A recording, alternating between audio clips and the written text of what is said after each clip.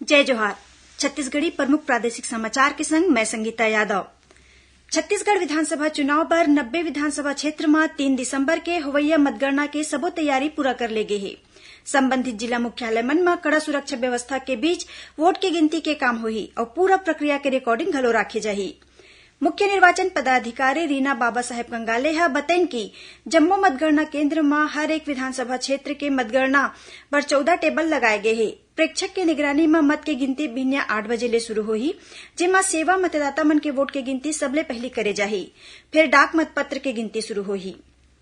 प्रदेश के 90 विधानसभा क्षेत्र में ले कवर्धा में सबले ज्यादा 30 चक्र में मतगणना होही। उहे सबले कम 12 चक्र में मतगणना मनेन्द्रगढ़ और भिलाईनगर में होही। बीजापुर में डाक मतपेटी के कथित रूप ले खुला पाए जाए और मतपत्र के छेड़छाड़ के संबंध में मिले शिकायत ला मुख्य निर्वाचन पदाधिकारी ह निराधार बताए हे।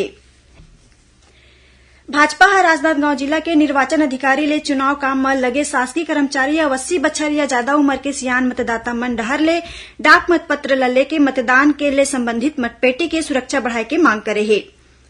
छत्तीसगढ़ उच्च न्यायालय ह निम्न न्यायिक सेवा में कार्यरत 23 नायक अधिकारी मन ला सिविल जज सीनियर डिवीजन में पदोन्नत करे हे। दुर्ग जिला के भिलाईनगर क्षेत्र में बीते रतिया एक ठन सड़क हादसा में एक झीन बुजुर्ग दंपत्ति संग 3 लोगन के मौत हो गई। कांकेर जिला के कोयलीबेड़ा थाना क्षेत्र के पानी दोबरी के जंगल में सुरक्षा बल ह माओवादी मन डहर ले लगाए गए एक पाइप बम बरामद करे हे।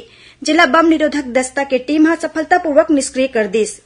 उत्तर प्रदेश के नोएडा में होए रॉयल चैलेंज कप नेशनल कराते चैंपियनशिप में जांजगीर चांपा जिला के खिलाड़ी मन ह पहले स्थान पाए हे और राजधानी रायपुर के शहीद वीर नारायण सिंह अंतर्राष्ट्रीय क्रिकेट स्टेडियम में 1 दिसंबर के भारत और ऑस्ट्रेलिया के बीच होवैया अंतर्राष्ट्रीय क्रिकेट मैच खेले बर दोनों टीम रायपुर पहुंच चुके हैं। ये रही सब तक के प्रमुख प्रादेशिक समाचार। जय जोहार।